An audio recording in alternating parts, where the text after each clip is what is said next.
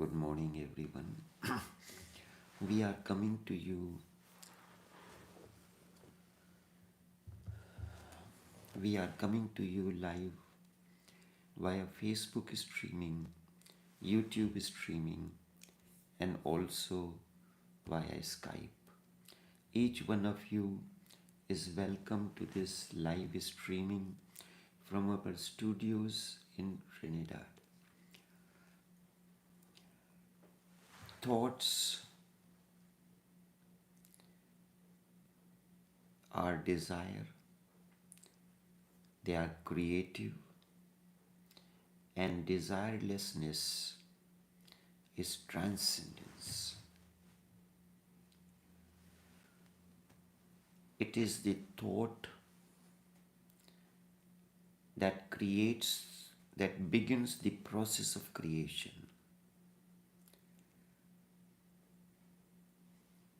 Creation comes into existence because of thought. Thoughts are physical and has a form. In existence, there are three processes: creation, maintenance, and destruction. These are three different forms of thoughts. It is said that God created the world.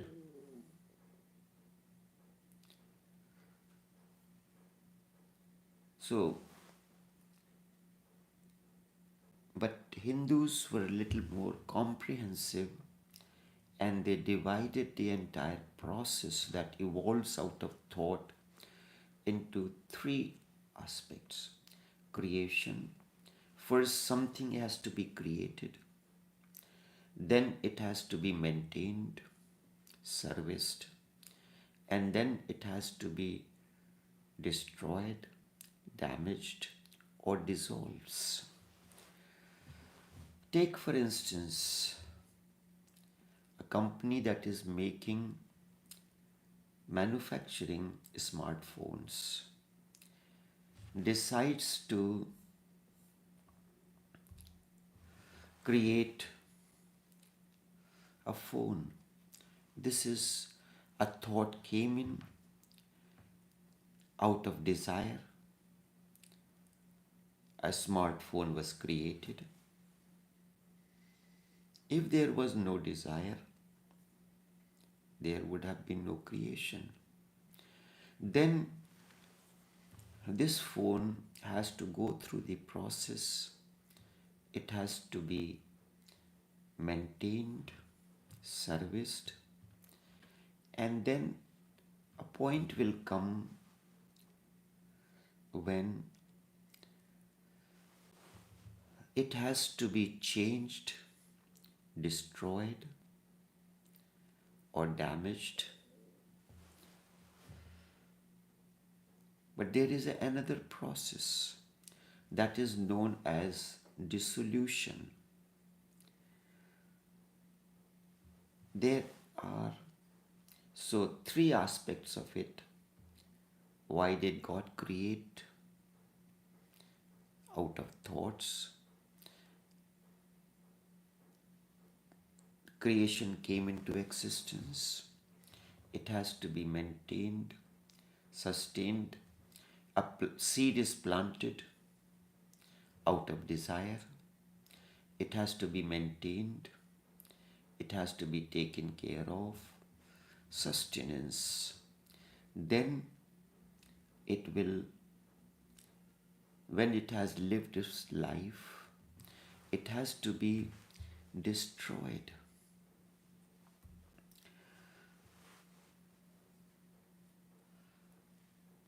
Out of action,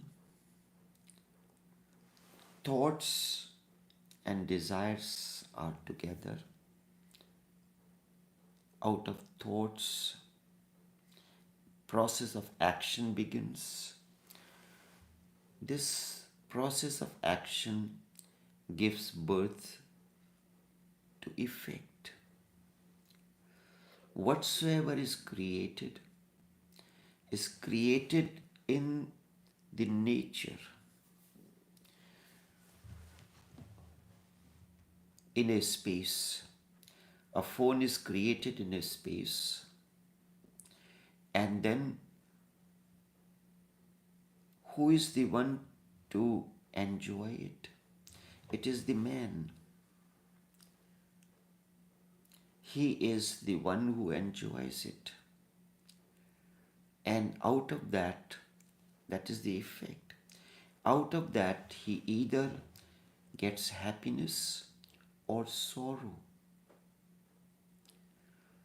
Everything happens in the space, in nature, but the imagination to enjoy it, to attain to freedom, to attain to salvation, all that happens within an individual.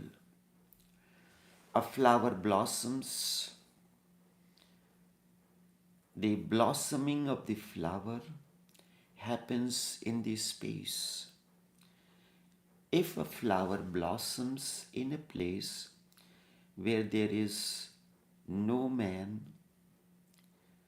will the flower be beautiful or it will be ugly?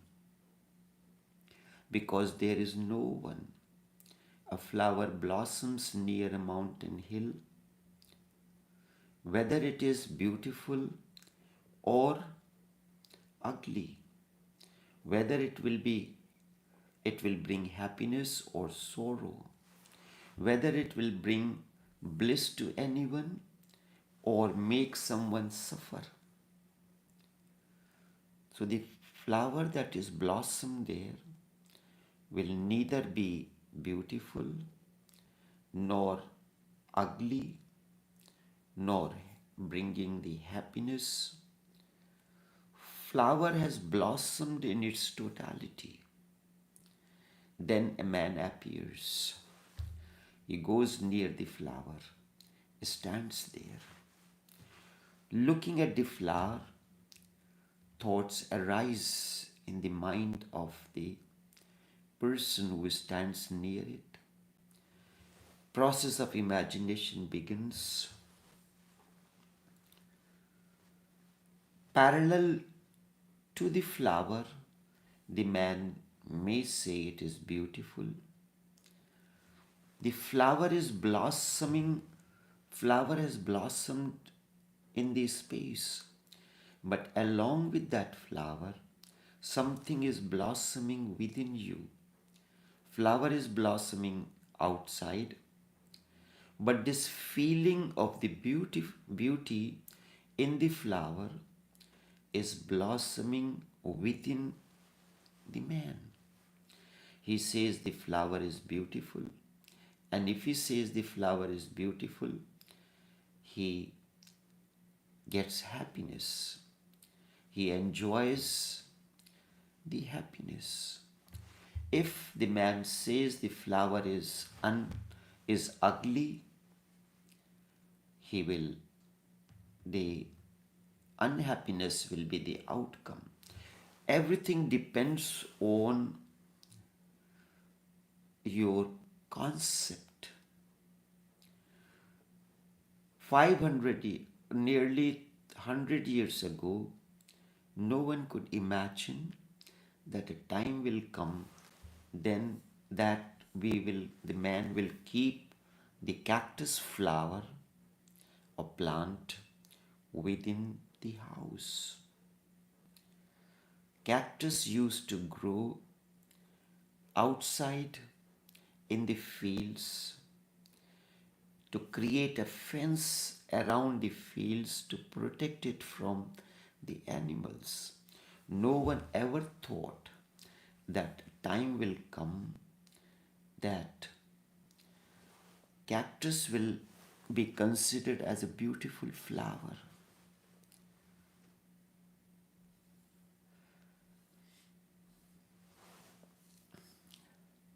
No one could imagine. that cactus will be a beautiful flower. Now, talking about rose flower is considered to be orthodox. Cactus, and it is traditional. But talking about cactus or planting or having the cactus flower is considered to be modern, update, up to date.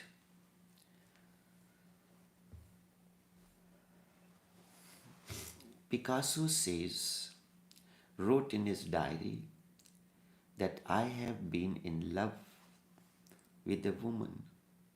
The woman is not beautiful, but there is a kind of a sharpness in that.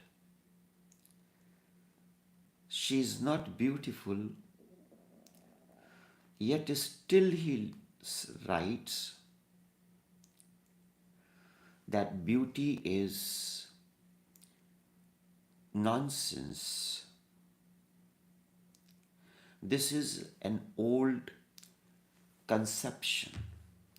The sharpness, the razor sharpness that is there in the sword or in the knife, my interest is in that women have that sharpness.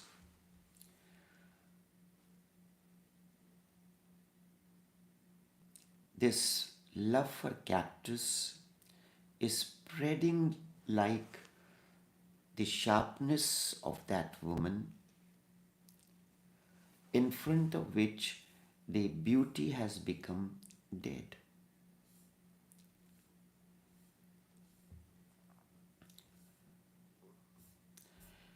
If you look into deeper,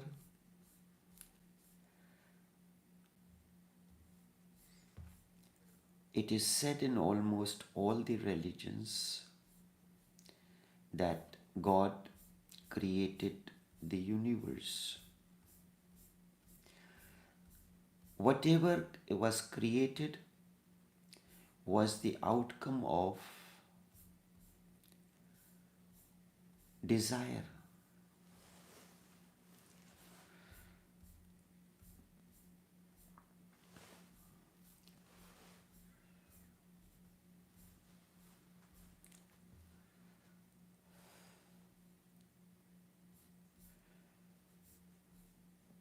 There is a beautiful story in Buddhist scriptures when Buddha attained awakening.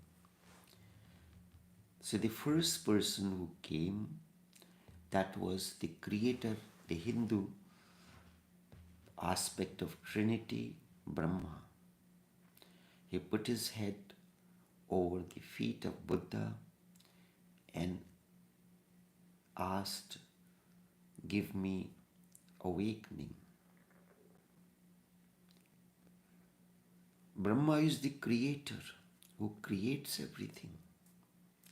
Why do you create? There is a desire. Desire to earn money. Then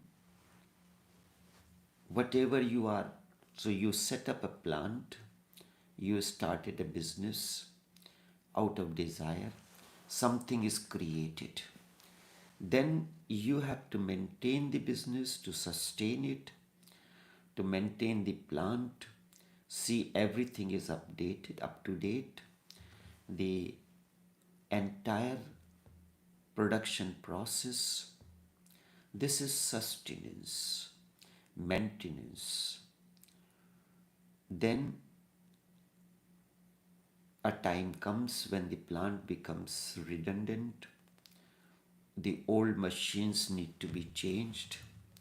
So whatever the old, they are to be replaced by the new, destroyed. You buy a car, there is a desire. A car has been created. You bought this car, then you have to change it because you have the resources. You are capable of changing the car. So you change the old model into the new model. So what did you do? You changed it. You did not destroy it. And it will go through the process of changing the hands until it reaches to the state that it has to be dissolved. It has to be destroyed completely in the scrapyard or somewhere else. There is a desire arises in you. Because of that, you start a relationship out of desire. Desire, thought is desire. Desire comes, desire gives birth to thought.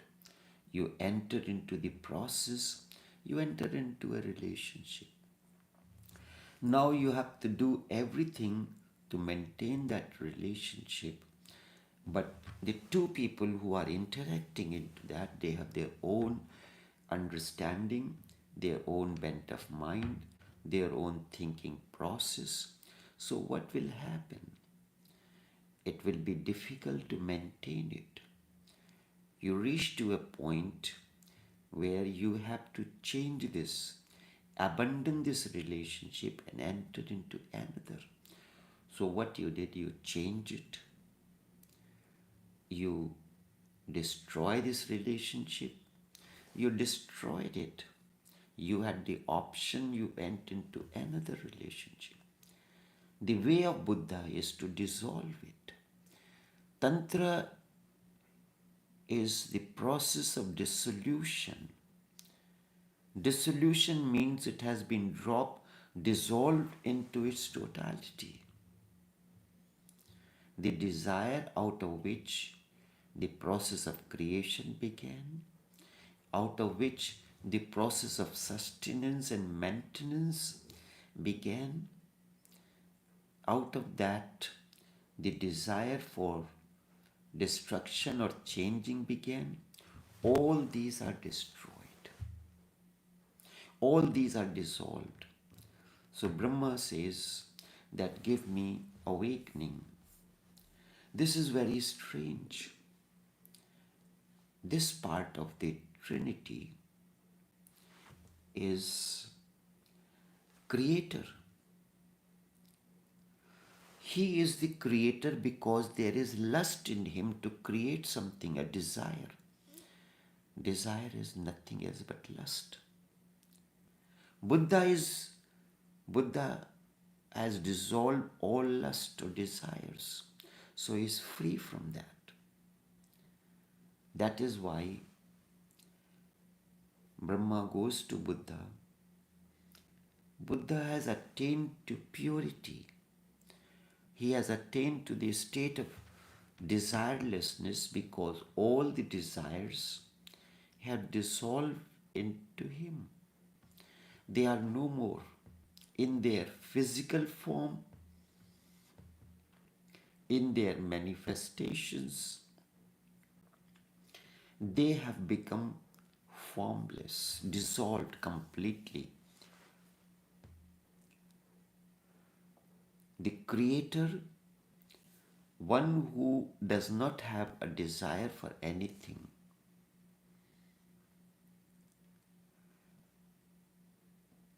he has attained to transcendence.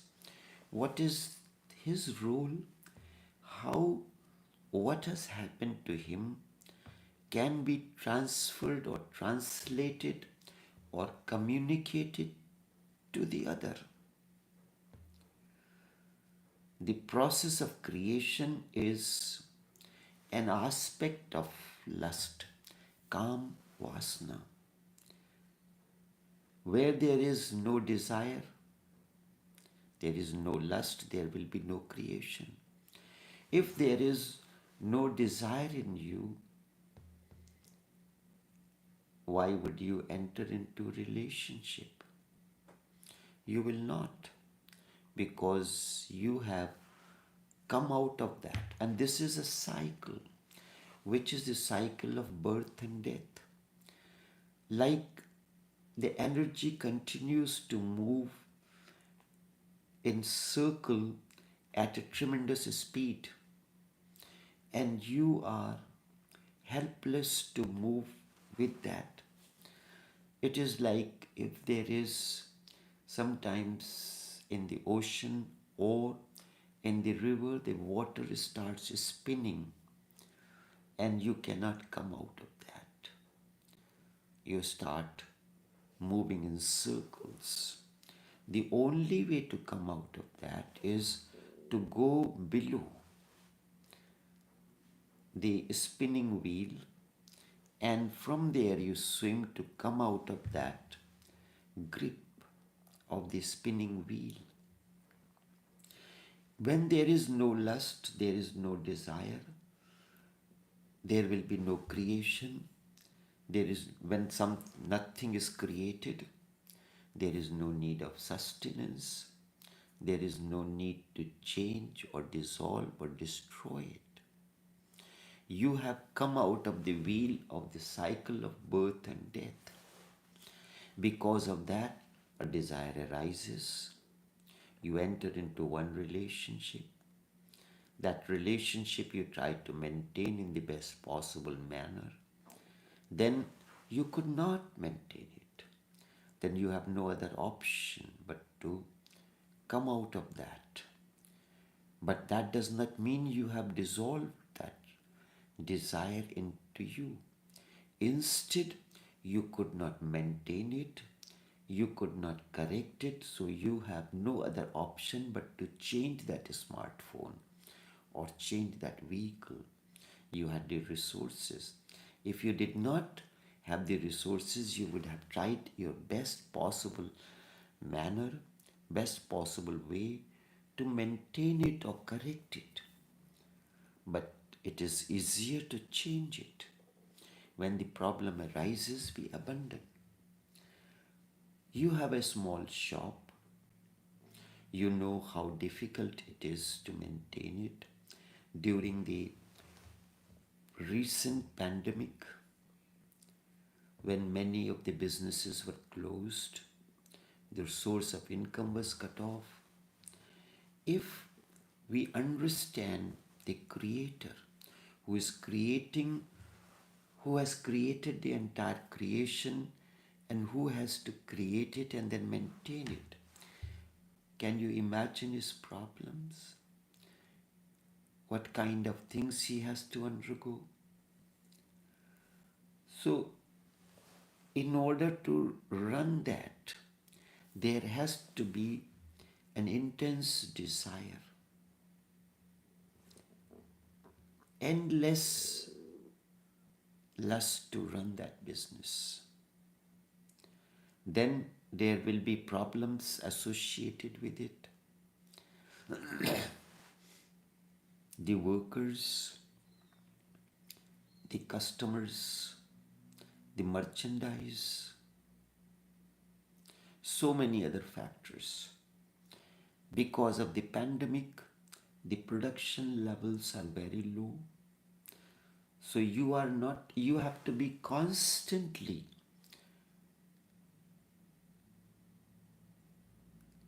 looking for the options to get the required merchandise that is needed to maintain that store. When you call because of this policy or that policy, that this particular item is banned, cannot be imported in the country, or the country which is exporting it has put a ban because there is low production level in that country, as recently happened. I am giving you the example with my small business, which is for the livelihood.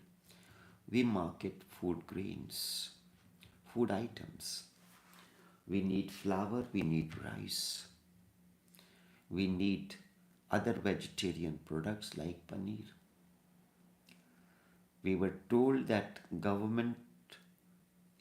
Indian government has banned the export of wheat flour. At time it was rice, so rice was not available. Even if it is available at a high cost. And the shipping cost has gone up tremendously because it is taking long. Something that could have taken 30 days, it is now taking 60, 90 days. So 90 days that container is not available. There is a shortage. So because of that, freight has gone up. There is scarcity of the products. Now, wheat, the production of the wheat, the crop was low, so not enough wheat is available. So the government to for the local market banned on the export of wheat and wheat flour. Problem again comes in. You're looking for another product. For almost 6 months, we are trying to get one product.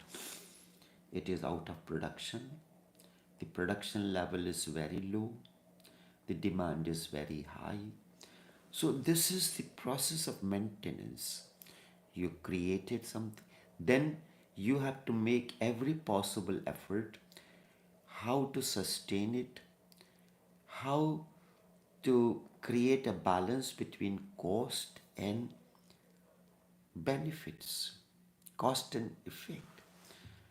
If there is no product in the market, customers will not be coming, rent will not be less, electrical charges, the phone bills will not go down, everything will remain as it is.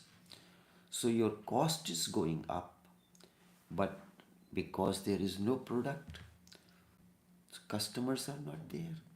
So there is a problem for a desire. You did the creation. When creation is there, it has to be maintained. All right. So you decided that the business is not profitable. There are so many problems of the electricity charges going up. The gas prices are going up. So all these are affecting the cost factor. You decided to sell your business, transfer the hands. Is there not problem in that? In the first place, if you had no desire, there would have been no creation, there would have been no need for sustenance or maintenance or anything. So Buddha has reached to that state of desirelessness where there is no thought, no desire. He has attained, reached to the state of thoughtlessness. At times you have seen, you have no money in your pocket. You are watching the advertisements on your social media, on the television, and so that Apple, Samsung brought out a new phone. You don't have the money, but yet still we are looking into the features. You are going through the market that is selling the smartphones. You don't have the money, but yet still you are going to look into what are the features. Can I have a look at the phone? But you don't have the money, resources to purchase it. Buddha is the one who does not have the resources and he doesn't have the need. Are you that person who doesn't have the need? He goes through the marketplace, looks at the products, and is not interested in looking at that. Not interested in looking at that. When you go to a restaurant, first of all, the waitress or waiter brings the menu card in front of you. So in the menu card, you look at the different dishes and decide to order. Because you are not going to eat there, you are going to for a different purpose. So you are selecting the dishes. Oh, today we should try this item and that item. And you're looking through spend nearly 20-30 minutes in looking through so in the meantime, the waiter brings the not complimentary, the platter of appetizers. Although it is not available free, but it has comes to you because you are taking 30 minutes to maintain that. Now you have taken already 30 minutes, then your order is placed, order goes in the kitchen. So in the meantime, what to do? So you order a platter of appetizers. When I go to the restaurant, I call them. I said, I am coming in 15 minutes time. These are the dishes that you prepare for me. If it is more than one person or something, then one this item, one this item, one this item. That's it. Anything else? No, that's all. Or give me a vegetarian platter. Prepare it. I am coming in 10 minutes. I am on my way. So when I reach there, my platter is ready. I don't have waiting time. So I have gone there to eat, not to search what to eat. I've gone with a specific purpose that I have to have my meals, finish it out and come. So Buddha is the one who is desireless, but he has to still eat. So every morning we'll get up, put on his cloak, take the begging bowl and his walking stick and goes into the village or city, stands up in front of a house, asks for 3 times and nobody comes out, he moves to another place. And then he cannot move for more than 3 different houses if nothing is obtained. He comes back home. That this is all is destined for him. So the eating is necessary for him as part of living. But for you, it is not. Eating is a part of entertainment for you. It's not a need. When you are going to buy a car, you need a car which can help you to transport from one place to another. It need to be comfortable. Comfortable means certain features, but are you looking for a prestigious symbol that you need a vehicle, that you are such a businessman? One day, a businessman came to my place to sell me certain products. So he asked me to visit his showroom. I visited his showroom and I called him that I am on my way, I am coming. So he came to meet me outside. I went in my ordinary car. He came out. He said, "Where is your BMW? I thought that you will have the latest model of BMW. Why do I need a BMW? The vehicle is a source of transport for me, not a prestige symbol. And it has all the conveniences for me. It is automatic. It has air conditioning. Every feature that you require. Why do I need a BMW or any other prestige model?" He asked me, where did you park your BMW? I said, I have no BMW. So Buddha is the one who needs food to eat, not a prestigious symbol that you have gone to the best of the restaurant and spend nearly certain 30-40 minutes to look for the dishes that you will order. It's not a prestigious symbol. So it is the moment your desire is intense, it will be endless, and then to maintain and sustain it is also a problem. So Brahma says to Buddha that I am in a quandary, I'm lost, I'm entangled in my intense desire for creation. First, how it created. How did it create if you want to create something? So in order to create, you enter into relationship. And then out of that relationship, you did one creation. One child was created. Second child was created. The process continues. So it goes on. In order to create cows, Brahma became the male cow and his consort became the female cow. He ran behind. So the entire creation of cows began. Then he assumed a male lion. So the creation of lion began. Then he wanted to create man. So he became a male man and his consort the female, and out of that this is how the creation happens. So you are running a business. Business has different aspects.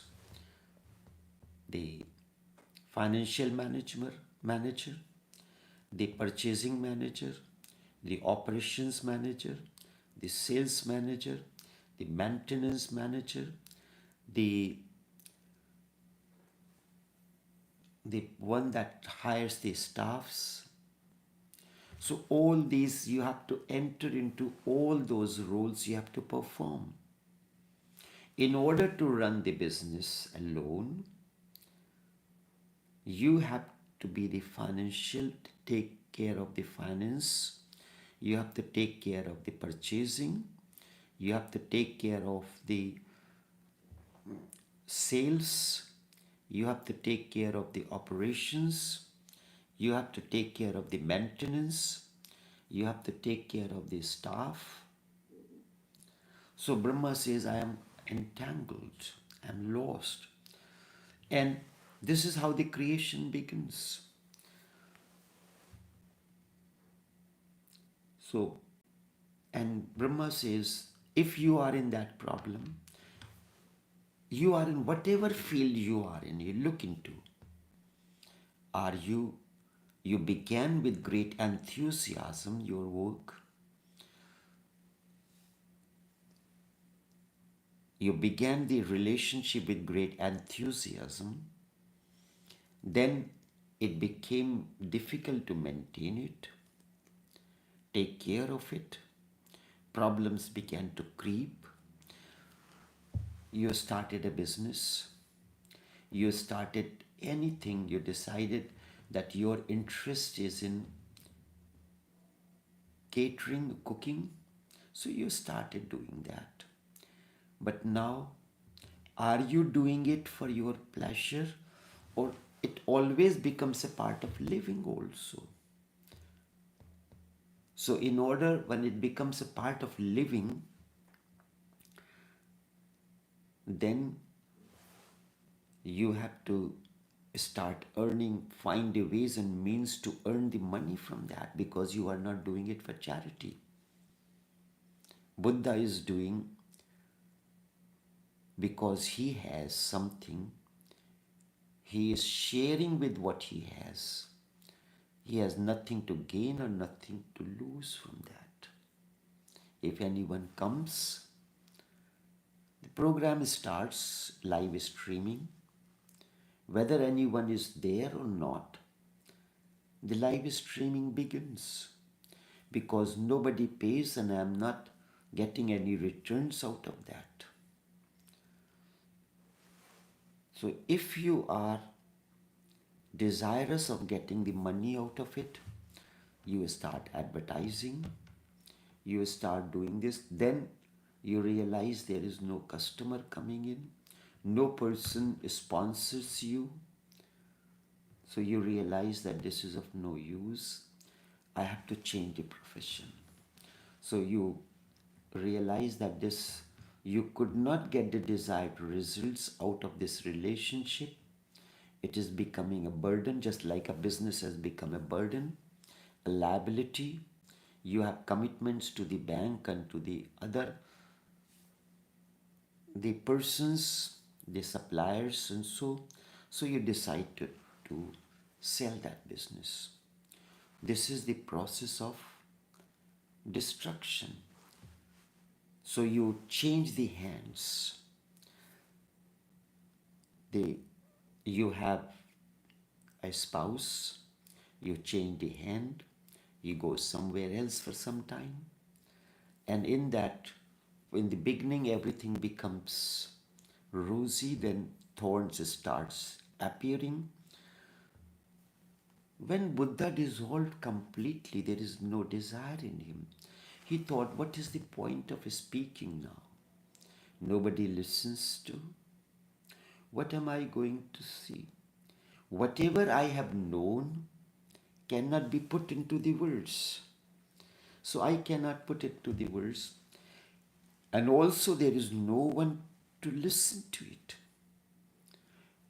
When you ask someone, did you listen to the program? No, I was very busy this morning, so I didn't get a chance to listen. Sometimes I do listen to him.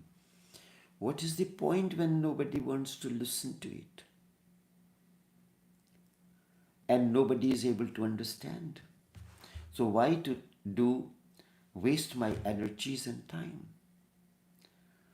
But Brahma put his head on his feet and again said, for thousands of years, we had been waiting that someone to attain to this state who could give us awakening. This is very interesting. Even this creator does not know that he is living out of his lust, out of his desire. This is why it is said, man is the replica of God. Whatever God does in a broad way, man does in a limited way. God is the creator. Are you not the creator? Are you not the creator who creates the relationships? Are you not the creator in your own way? Someone is a bigger creator, someone is a smaller, but everyone is a creator in one way or the other. This process filters. Apple company is a big creator, manufacturer. You are small. Someone is a big garment manufacturer, but you are a tailor. You are also creating. Someone is making a particular dish, samosas, in the factory in a large scale. Are you not the creator or manufacturer? Creator means manufacturer, and sometimes that word is used in your own limited way. They are using the big plant to manufacture samosas. You are using your hand technology and making 6 or 10 an hour. They are making thousands an hour. Their desires are bigger. Your desire is the smaller. But everybody lives out of desire. Whatsoever it is. In a miniature form, we are creator performing first the role of creation, then the role of maintaining. So you bought the equipment that is necessary to make a small scale. You decided in your area you are going to open a grocery, open a place, the car service or auto electrical, or making some dishes in your area. So you are a creator in your own small way in your area. Then you have to maintain your plants, your service. You have to make sure when gas is finished, you have the gas, you have the empty gas tanks. then you have to maintain it. So, in that aspect, which Hindu creation says, Vishnu is the one who sustains or maintains. So, you are a creator, you are a sustenance also who maintains whatever you have created. And then, in a smaller way, you are Shiva when you realize that this stove has become redundant, it has served its purpose, you have to destroy it, change it, or do whatever it is. So in a way, if you look into deeper aspect, you are a creator in a miniature form, performing the three aspects of the creation, sustenance, maintenance, or and destruction. Now, these are the three aspects. The other way is that to look into these are the three roles. Out of these three faces comes in. When you have known truth, that desire is the cause of all problems. When you have known that, Buddha has known that desire is the cause of problems. So he has attained to the state of desirelessness. You are living your life out of that understanding. I have a limited money in my pocket. So I will not go and sit in the restaurant when the waiter brings the menu card, for me to go through the entire 2 or 3 folders of the menu and then spend half an hour 45 if you are alone. If there are 2-3 people, so everyone is given the menu card to look into, so each is taking its own time. Then what is going to happen? You do not have all those resources, but you are doing that. So Buddha has come out of that wheel of it. So when I go to the restaurant, I have come out of that wheel of looking into the menu card. I have a set menu in my mind, and that I order in advance before I reach. So by the time I reach, I do not have a waiting time, because I have to finish and come back, return to my business, take care of that. So in a miniature way, you are the creator, you are the sustenance who maintains it and who dissolves it. And then until your business that you have started, that has started giving problem and it does not dissolve, you have to remain part of it, because you have commitment to the banks, you have commitment to the suppliers, manufacturers, and everyone you have to clear. Otherwise, you are going to run into problems.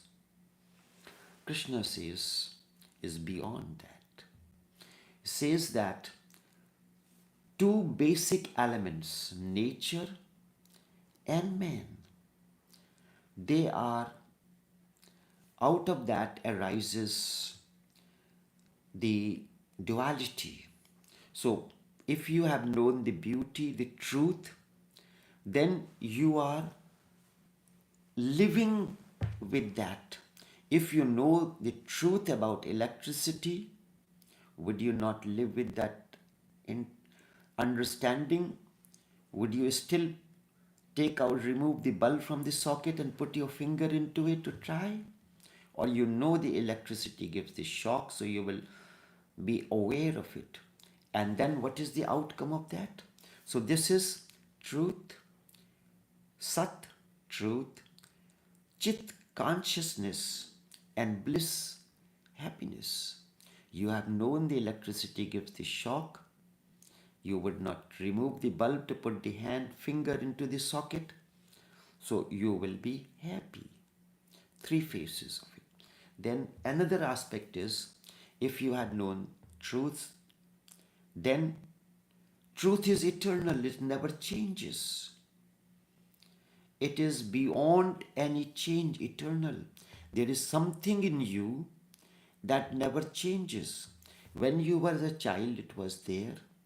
When you grew up as a teenager, it was there. When you grew as an O adult. It is there, and it is there when your hair has turned grey and you have attained to age. This is eternal. Then you have known the truth, you have known the eternal, then bliss is the outcome. Buddha has known the truth, that desire is the cause of the problem. Then he knows he had experienced that which is eternal with him. He is living with that. You realize, yes, you have to go through that process.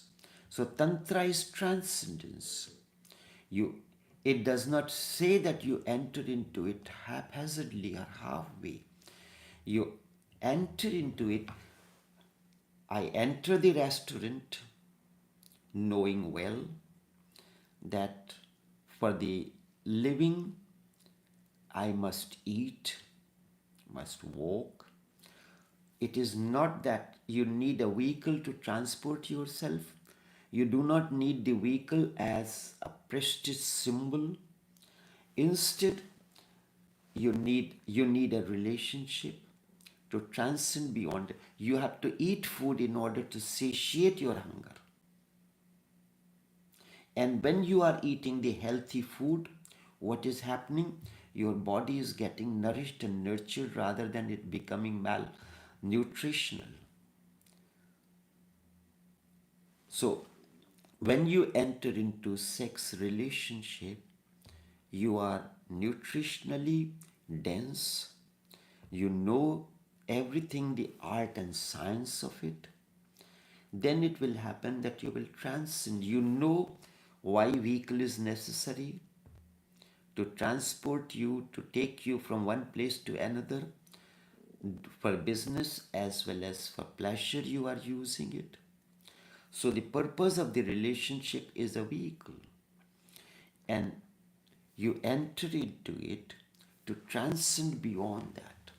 A day will come when you use your vehicle to reach your office. You hop out of the vehicle because the purpose of the vehicle was to take you from your place to your place of work, and from place of work to your place. Then take you from one place to another for anything. So the purpose of the relationship is take you from one state to another. And in that, transcendence is the only way. You have to attain everything. The duality, everything arises out of this trinity. The creation, the sustenance and destruction, the three phases. Satyam, truth; Shivam, eternal; Sundaram, beauty. Sat, truth; consciousness or chit, the vehicle that takes you from one place to another. And Anand is bliss. So bliss or Anand is another manifestation of beauty. So entire matter and the nature emerged out of this trinity. Whatsoever we see in this world, it is the interaction between the nature and the desire. The desire arises in your mind, and then in the space you create a kitchen, you do this, everything, this duality, the trinity, the matter, these are part of the nature. These are born out of nature. Flower blossoms in the nature. If a flower blossoms in an area where there is no one to look at it, no one is there to say the flower is beautiful. If you cook something and nobody tastes it, who will know that the food is tasting good or not tasting good? it is nutritious or not. There are two aspects of anything: the creator, the prakriti, the nature, and the energy field. Rest is the expansion of everything. You are the energy, so you are the creator and the nature. These are two connected one another. And the more you expand it, you are not satisfied with one dish. So you are creating more and more dish. There is an expansion of your kitchen, your expansion of the menu. If you are doing a buffet in the restaurant, you cannot have just 2 or 3 items. No one will come. So the dining table, the buffet table is filled with 30, 40, 20 different items, expansion of the interaction between desire and the energy, resources. The larger is the expansion, the it is all the outcome of interaction between the energy and the field where the energy is working. This is symbolized by Shivlingam, the symbol of Shiva's creation. This is nature. This is the space. There is no word as beautiful in any language of the world, but it has been translated erroneously into English as creation. Both are wrong. Prakriti comes from the two words prakriti. Kriti means action. Pra means before. They stayed before creation. Something in your kitchen, before you created something, they state that was, you call it raw material, the flour. That was pre-creation, prakriti. Out of that, it is before the creation, before you started making naan or paratha or samosa, it was in that form. Prakriti means that which existed before the creation came into existence. You call it raw material. When there was nothing, when the samosa was not there in the kitchen, there was something.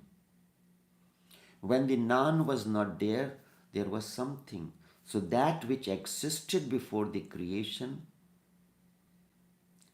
that is what is God. That you call it energy.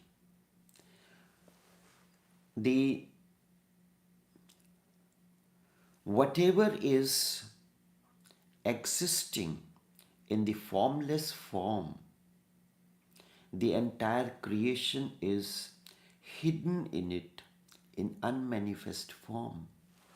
How many things you can make out of flour? You can make pasta, you can make pizza, you can make samosa, you can make naan, you can make paratha. So all these things are hidden in the flour, isn't it so? Whatsoever is created is already hidden in a formless form. All those dishes that you are creating, different variations, different expansion of creation, is hidden in the state before the creation came into existence. Whatsoever is appearing today, you have created so many things out of that which existed before creation. The samosa, wide expansion of samosa because you just don't want to do one type. So you make a chocolate samosa sweetened, you make a potato and peas samosa, potato Szechuan, tandoori paneer samosa, spinach and paneer samosa, cheese and jalapeno samosa, chicken samosa, mutton samosa, beef samosa. So a range of samosas came into existence.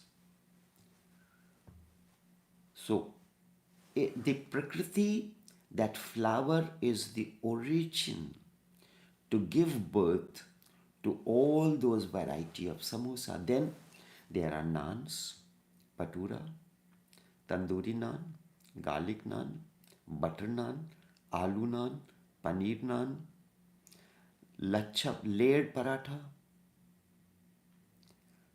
bullet naan.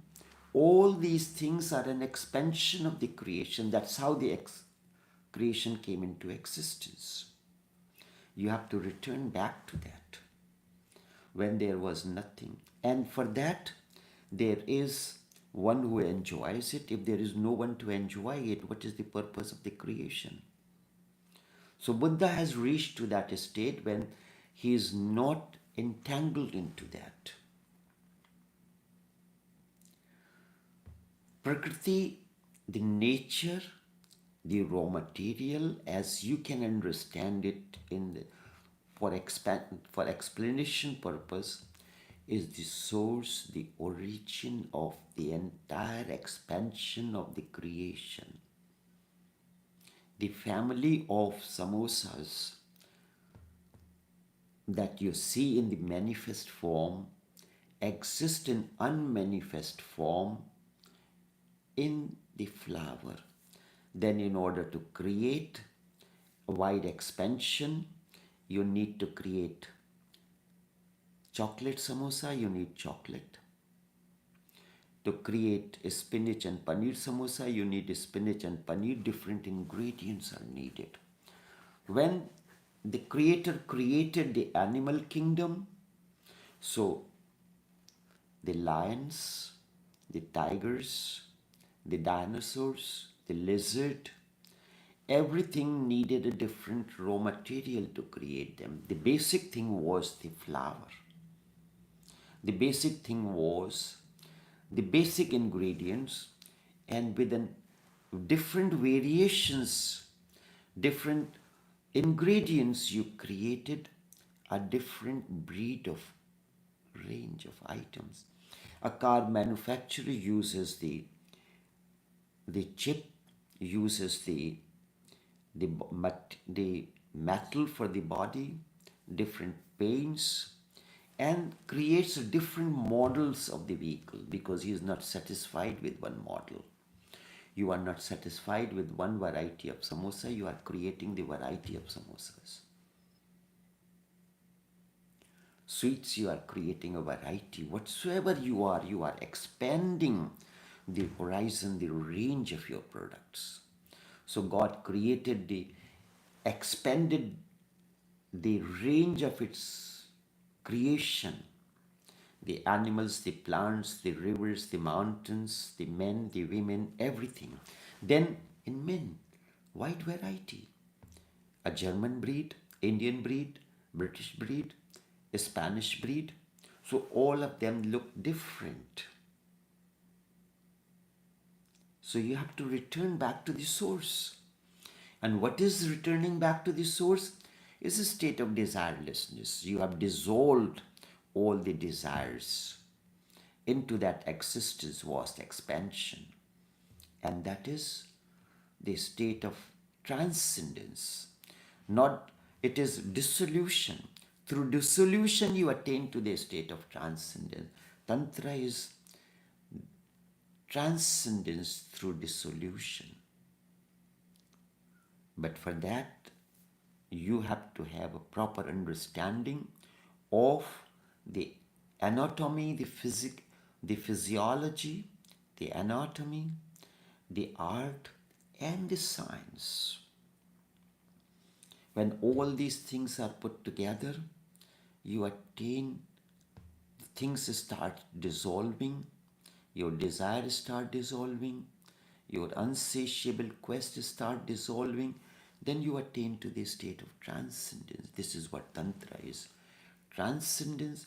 And when you transcend, this is light beyond duality. Light beyond. Sex is duality. Light beyond sex. Only this much for this morning. Tomorrow, as although there is Christmas season, but I will still be available for live streaming. Anyone who wants to join can join, and if nobody wants, no problem. I have made my commitment. If everything remains same in chemistry, there is a statement. I don't know what it is called. Ceteris paribus. Other things remaining the same. This is an assumption, oft used assumption. Ceteris paribus. Other things remaining same. So I will be available. Until then, take care and do have a pleasant day.